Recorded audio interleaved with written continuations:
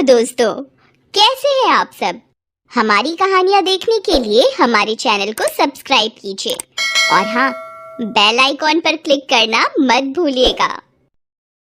कामिनी बहुत ही खूबसूरत औरत थी। उसे अपनी खूबसूरती पर बहुत घमंड था, लेकिन उसकी शादी बहुत ही साधारण दिखने वाले आलोकनाथ से हो गई थी, जिसे वो बिल्कुल भी पसंद नहीं करती थी। आलोकनाथ दफ्तर के मार्केटिंग विभाग में क्लर्क का काम करता था। महीने के 15 दिन वो टूर पर ही रहता। तनख्वाह भी ठीक ही थी, लेकिन कामिनी की हर दिन नई नई फरमाइशों को पूरा करने के चक्कर में महीने के पहले हफ्ते ही उसकी सारी तनख्वाह खत्म हो जाती थी। एक दिन की बात है, सुबह का समय था।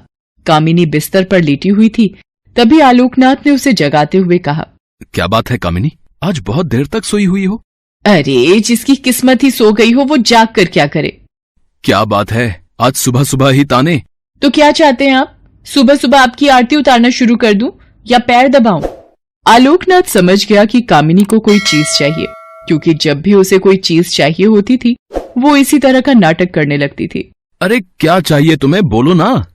हा, बोल तो ऐसे रहे हो जैसे चांद तारे लेकर आ जाओगे मेरे लिए। कितने दिनों से आपको उस सोने की रिंग के लिए कह रही हूँ, लेकिन आप हैं कि एक कान से सुनते हैं और दूसरे से निकाल देते हैं। कामिनी, वो रिंग बहुत महंगी है। अब जितनी हैसियत है मेरी उतना ही तो कर पाऊंगा ना मैं, और अभी मेरा हाथ तंग है। 2-3 महीने रुक जाओ ना, फिर दिला दूंगा मैं। तो फिर मुझसे पूछते क्यों हैं कि क्या चाहिए? जाइए अपना काम करिए, मेरे सिर में बहुत दर्द है। आलोकनाथ क्या करता, किसी तरह कर्ज लेकर कामिनी के लिए रिंग ले आया। लेकिन कामिनी बहुत ही लालची औरत थी, उसे हमेशा कुछ नया चाहिए होता था। इस बीच कामिनी के पड़ोस में एक नया शादीशुदा जोड़ा अमन और सुप्रिया रहने के लिए आए। जब अपनी बड़ी सी कार में अमन और सुप्रिया उतरे तो कामिनी अपनी बालकनी से उन्हें घूरते हुए सोचने लगी, वाओ, कितना हैंडसम लड़का है, क्या मस्त कपल है दोनों। काफी अमीर भी लग रहे हैं दोनों। कितनी महंगी कार है इनकी, और एक मेरे पति हैं, न शक्ल अच्छी है और ना ही कमाई। कामिनी को जब पता लगा कि ये जोड़ा बिल्कुल उनके बगल में रहने के लिए आया है, तो वो उनसे दोस्ती करने के लिए मचल उठी। खास तौर पर अमन से उसे दोस्ती करने की बहुत इच्छा थी। एक दिन वो उनके घर गई। उसने दरवाजा खटखटाया। दरवाजा अमन ने ही खोला। सामने से अमन को देखकर वो उस पर और भी लट्टू हो गई। जी, वो मैं आपके पड़ोस में रहती हूँ, थोड़ी चीनी चाहिए थी मुझे। जी अभी देता हूँ। सुप्रिया, जरा कटोरी में चीनी तो ले आना। सुप्रिया चीनी लेकर आ गई। अमन ने उसे कामिनी को देने को कहा। इस बीच कामिनी की नजर अमन के घर पर थी। काफी महंगी और एंटीक चीजों से सजा हुआ था उनका घर। जब सुप्रिया ने कामिनी को चीनी की कटोरी दी तो उसकी नजर सुप्रिया के गले में पहने नेकलेस पर गई। उसने अंदाजा लगाया कि ये डायमंड का ही होगा। सुप्रिया और अमन दोनों ने कामिनी को घर के अंदर आने को कहा तो उसने कहा कि फिर किसी दिन आऊंगी। कामिनी जब चीनी की कटोरी लेकर अपने घर गई तो आलोकनाथ की नजर उस पर गई। अरे, घर में तो इतनी सारी चीनी पड़ी है, फिर तुम ये पड़ोस से मांग कर क्यों ले आई? ये बात आपकी समझ में आ जाती तो आप अपने ऑफिस में क्लर्क नहीं होते। धीरे धीरे कामिनी अमन और सुप्रिया से दोस्ती बढ़ाने लगी।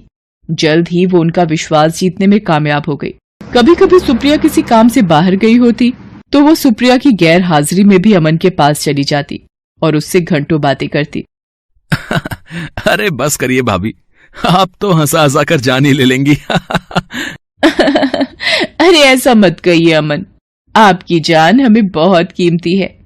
हम तो आपके लिए अपनी जान भी दे सकते हैं। एक बार बोलिए तो। ये आप क्या कह रही हैं? अरे, आप तो सीरियस ही हो गए। अब आपकी भाभी को आपसे मजाक करने का भी अधिकार नहीं है क्या? इनडायरेक्टली वो अमन को कई तरह के इशारे भी करती और उसे अपने झूठे प्रेम जाल में फंसाने की कोशिश भी करती, क्योंकि उसे पता था कि अमन बहुत ही अमीर है और वो उसकी सारी ख्वाहिशों को पूरा कर सकता है। लेकिन अमन अपनी पत्नी से बहुत प्यार करता था, इसीलिए वो कामिनी की उन हरकतों का कोई जवाब नहीं देता था। एक दिन की बात है, कामिनी अमन और सुप्रिया से मिलने उनके घर आई। अरे आइए आइए भाभी, हम आपकी बातें कर रहे थे। मेरी बात? अरे ये अमन तो हमेशा आपकी बात करता रहता है। अच्छा, क्या कहता है अमन? यही कि आप बहुत अच्छी हैं, कितनी मजेदार बातें करती हैं। आपके जैसे पड़ोसी मिलना तो आजकल के समय में बहुत ही मुश्किल है। सुप्रिया के मुंह से अपने लिए अच्छी अच्छी बातें सुनकर कामिनी मन ही मन बहुत खुश हो रही थी और उसे लग रहा था कि एक न एक दिन तीर निशाने पर लग ही जाएगा। इस बीच सुप्रिया के भाई की शादी तय हो गई। उसके मायके वाले उसे बार बार बुला रहे थे, इसलिए सुप्रिया को शादी के 20 दिन पहले ही जाना पड़ा। अमन को इतनी लंबी छुट्टी नहीं मिलती, इसलिए उसने शादी के कुछ दिन पहले जाने का तय किया था। इधर कामिनी को जब पता लगा कि सुप्रिया 20 दिनों के लिए अपने मायके जा रही है, तो उसने मन ही मन एक प्लान बनाया। यही सही मौका है अमन को फंसाने का। आलोक भी बाहर है और सुप्रिया भी अपने मायके गई हुई है। सुप्रिया को मायके गए हुए अभी 2 ही दिन हुए थे। रात को 9 बजे कामिनी ने अमन के घर का दरवाजा खटखटाया। अमन ने जरा देर से दरवाजा खोला। क्या बात है अमन, बहुत देर कर दी दरवाजा खोलने में? अरे भाभी, वो किचन में रोटियां बना रहा था। आपको तो पता है ना, मुझे बाहर का खाना बिल्कुल पसंद नहीं है। अरे तो मुझे कह दिया होता, मैं बना देती। लगता है आप मुझे पराया समझते हैं। अरे नहीं नहीं भाभी, ऐसी बात नहीं है। मुझे खाना बनाना अच्छा लगता है। लेकिन मुझे ये अच्छा नहीं लगता कि मेरे रहते हुए आप किचन में खाना बनाएं। कामिनी भले ही अपने घर में कम ही खाना बनाती थी, लेकिन यहाँ तो उसका मकसद कुछ और था। वो किचन में गई और उसके लिए फटाफट खाना बनाने लगी, और न सिर्फ खाना बनाया, अमन को खिलाया भी। अब तो कामिनी सुबह शाम उसके घर आती और उसका खाना बनाती। अमन को कामिनी का ये स्वभाव बहुत अच्छा लगा। कामिनी भाभी, मैं आपको क्या कहूँ, सच में आप मेरी बहुत मदद कर रही हैं। नहीं तो खाना बनाना और ऑफिस भी संभालना सच में बहुत मुश्किल काम है। एक दिन की बात है, कामिनी सुबह सुबह अमन के घर आई। अमन को लगा कि हर दिन की तरह वो खाना बनाने आई होंगी, लेकिन हर दिन वो 8 बजे के बाद आती थी, लेकिन आज तो 7 ही बज रहे थे।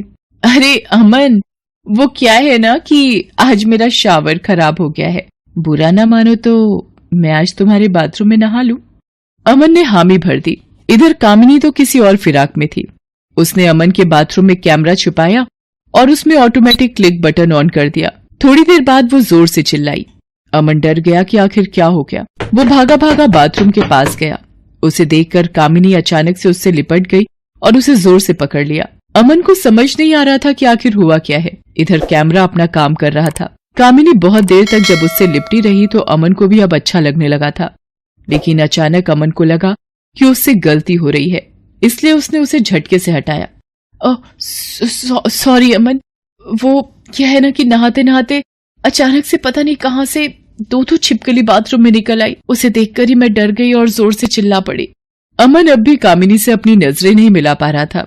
इधर कामिनी अपने प्लान में कामयाब हो गई थी। अमन के साथ उसकी सारी तस्वीरें कैमरे में कैद हो गई थी, जिसमें उन दोनों ने एक दूसरे को गले से लगा रखा था। अगले दिन वो सारी तस्वीरें अमन को लिफाफे में अपने घर के बाहर पड़ी मिली। उन तस्वीरों को देखकर उसका दिमाग झन्ना गया। तभी कामिनी वहां आ गई। उसके हाथ में भी एक लिफाफा था।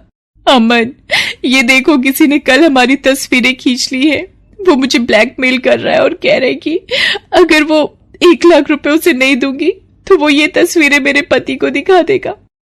अमन देखो, मैं एक सीधी सादी भारतीय नारी हूँ। मुझे नहीं पता कल किसने ये हरकत की है। अमन को भी कुछ समझ नहीं आ रहा था। उसने 1 लाख रुपए कामिनी को दे दिए। हालांकि उसे कामिनी पर रत्ती भर भी शक नहीं था, लेकिन कामिनी ने एक बार फिर से उससे 5 लाख रुपए मांगे तो उसका दिमाग ठनका। फिर भी उसे ज्यादा शक नहीं हुआ। उसने 5 लाख रुपए भी उसे दे दिए। लेकिन जब अमन सुप्रिया के पास जाने की तैयारी कर रहा था तो कामिनी ने फिर से उससे 2 लाख रुपए मांगे। इस बार अमन को लगा कि दाल में जरूर कुछ काला है। हालांकि गलती उससे भी तो हुई थी। अमन ने बहुत सोचा और उसने सुप्रिया से माफी मांगते हुए उसे सारी बातें बता दी। सुप्रिया उसी समय अपने मायके से अमन के पास लौट आई। उस दिन कामिनी जब शाम को 2 लाख रुपए लेने आई तो उसने सुप्रिया को देखा तो उसका चेहरा उतर गया। अरे तुम कब आई सुप्रिया? आज ही आई हूँ भाभी। उसके बाद सुप्रिया ने अमन और कामिनी की सारी तस्वीरें उसे दिखाई और कहा कि भाभी, आपने मुझे बताया क्यों नहीं कि कोई आपको इन तस्वीरों के लिए ब्लैकमेल कर रहा है? मैं अभी इन तस्वीरों को लेकर पुलिस स्टेशन जा रही हूँ। पुलिस का नाम सुनते ही कामिनी के होश उड़ गए। उसे अपनी पोल खुलने का डर सताने लगा। उसने पुलिस स्टेशन न जाने की बात उनसे कही, लेकिन सुप्रिया अड़ी रही। आखिरकार कामिनी टूट गई और रोते रोते उसने अपना गुनाह कबूल कर लिया। मुझे शर्म आती है आप जैसी औरतों पर जो अपने मतलब के लिए दूसरे मर्दों को फंसाती हैं। अरे आलोक भैया में क्या कमी है? वो बेचारे तो आपको हर खुशी देने की कोशिश करते हैं, लेकिन पता नहीं आपको ऐसा क्या चाहिए जो आपका लालच खत्म ही नहीं होता। कामिनी को अपनी गलती का एहसास हो गया था। उसने उन दोनों से माफी मांग ली, लेकिन अमन और सुप्रिया ने कुछ दिनों बाद अपना फ्लैट खाली कर दिया और वो कहीं और रहने चले गए। हमारी कहानियाँ देखने के लिए हमारे चैनल को सब्सक्राइब कीजिए और हाँ, बेल आइकॉन पर क्लिक करना मत भूलिएगा।